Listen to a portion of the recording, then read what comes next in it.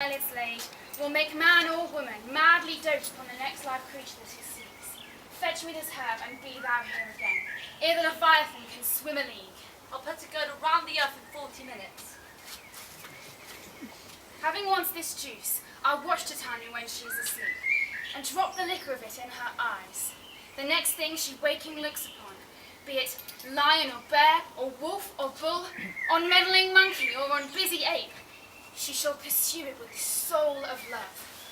And do I take this charm from off her sight, as I can take it with another herb, I'll make her render up her page to me. Hast thou the flower there? Aye, there it is. I pray thee, give it to me. I know a bank where the wild thyme blows, where oxlips and the nodding violet grows.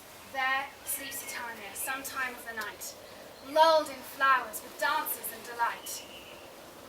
With the juice of this I'll streak her eyes, and make her full of hateful fantasies.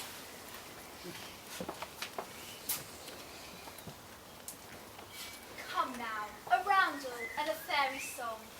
Sing me now asleep, venture offices, and let me rest.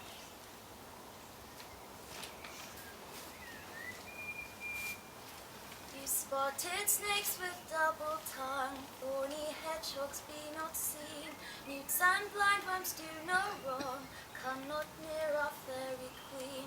Philomel with melody, singing our sweet lullaby, la la la la lullaby, la la la la lullaby.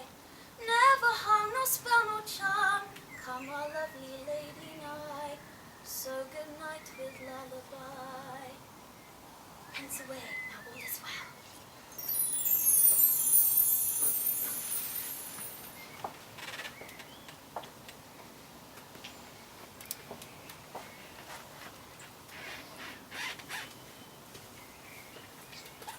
What thou seest when thou dost wake, do it for thy true love take, love and languish for his sake. Be it ounce or cat or bear, pard or boar with bristled hair, in thy eye that shall appear, when thou wakest, it is thy dear. Wake when some vile thing is near. Are we all met? Pat. Here's a marvellous convenient place for our rehearsal. This green plot should be our stage, and this hawthorn brake our tiring house, and we will do it in action, as we will before the Duke. Peter Quince. What sayest thou, bully bottom? There are things in this comedy of Pyramus and Thisbe that will never please. First, Pyramus must draw a sword to kill himself, which the ladies cannot abide. How answer you that? By larking of tireless fear, I believe we must leave the killing out when all is done. Not a whit! I have a device to make all well. Write me a prologue, and let that prologue seem to say that we shall do no harm with our swords, and that Pyramus is not killed indeed. And, for the more better assurance, tell them that I, Pyramus, am not Pyramus, but Bottom the Weaver. This will put them out of fear. Well, we will have such a prologue, and it shall be written in 8 and 6. No. Let it be written in 2 more. Let it be written in 8 and 8. Will not the ladies be afeard of the lion? I fear it, I promise. Masters, you ought to consider with yourselves. To bring, God shield us, a lion among ladies is a most dreadful thing, for there is no wild fowl more fearsome than your lion living. We ought to look to't. Therefore, another prologue must tell he is not a lion. No, you must name his name, and half his face must be seen through the lion's neck, and he himself must speak forth, saying thus, or to the same defect, ladies, or fair ladies, I would wish you, or I would request you, or I would desire you, not to fear, not to tremble. If you think I come hither as a lion, 'tis pity of my life. No, I am no such thing. And then let him name his name and tell them plainly he is Snout the Tinker. Well, it shall be so. But there are 2 hard things. We must bring moonlight into the chamber. For Pyramus and Thisbe meet by moonlight. Doth the moon shine the night we play our play? A calendar! A calendar! Look in the almanac! Find out moonshine! Find Moonshine!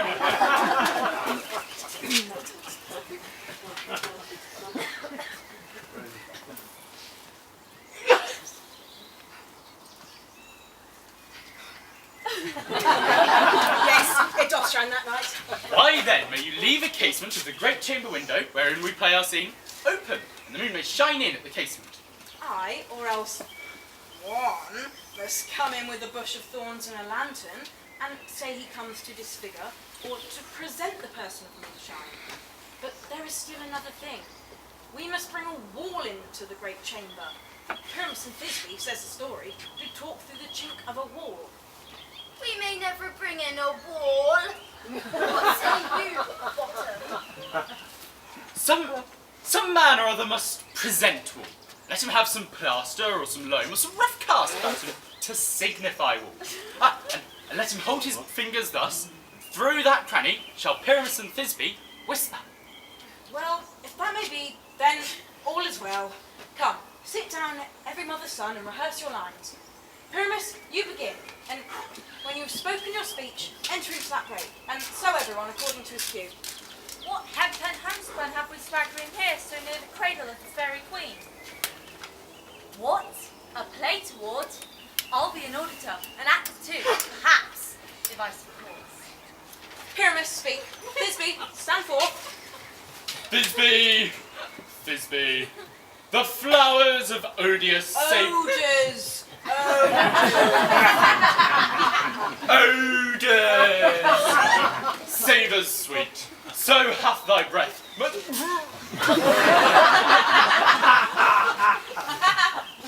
so hath thy breath, my dearest Thisbe. But hark!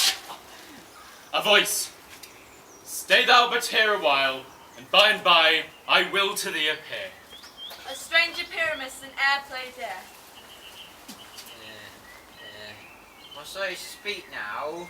Marry must you, for you must understand that he goes but to see a noise that he heard, and is to come again. Right. Most radiant Pyramus, most lily white of hue, like the colour of red rose on triumphant briar. Most brisky juvenile eke and most lovely Drew. As truest horse would never tire, I'll meet thee at Ninny's too. Ninnis is too man. Why, you must not speak that yet. You answer to Pyramus. You speak all your part at once, cues and all. Pyramus, enter. Your cue is past. It is never tire. Oh, as truest horse would never tire. If I were fair, Thisbe, I were only thine. Oh, Bottom! We are haunted! Pray masters! Fly masters! Help! I'll follow you, I'll lead you, around about. For bog, for bush, for brake, for brier. Sometimes a horse will be, sometimes a hound. A hog, a headless bear, sometimes a fire. And they embark and grunt and roar and burn, like horse, hound, hog, bear, fire at every turn. Why do they run? It is a knavery of them to make me afeard. Bottom! What do I see on thee? Thou art changed! What do you see? What do you see? You see an ass head of your own, do you? Oh, bless thee, Bottom, bless thee! Thou art translated! I see their knavery. This is to make an ass of me. To fright me if they could. But it won't work. I shall march up and down here, and I shall sing, that they shall know I am not afraid. There is a cock so black of hue, with orange tawny bill, the throsser with his note so true, the wren with little quill. What angel wakes me from my flowery bed? The finch, the sparrow, and the lark, the great plains on cuckoo grey, whose note for many a man doth mark, and dares not answer nay. I pray thee, gentle mortal, sing again. Mine ear is much enamoured of thy note, so is mine eye enthralled to thy shape. And thy fair virtue's force perforce doth move me, on the first view to say, to swear, I love thee. Methinks, mistress, you should have little reason for that. And yet, to tell the truth, Reason and love keep little company nowadays. The more's the pity that some honest neighbours will not make themselves friends. Thou art as wise as thou art beautiful.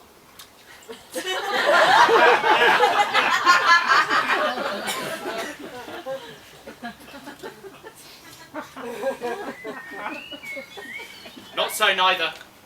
But if I had wit enough to make it out of this wood, I have enough to serve mine own turn. Out of this wood do not desire to go. Thou shalt remain here, whether thou wilt or no. I am a spirit of no common rate. The summer still doth tend upon my state, and I do love thee. Therefore, go with me. I'll give thee fairies to attend on thee, and they shall fetch thee jewels from the deep, and sing while on pressed flowers dost sleep. And I will purge thy mortal grossness so, that thou shalt like an airy spirit go. Peas Blossom? Ready, where shall we go? Be kind and courteous to this gentleman. Hop in his walks and gambol in his eyes.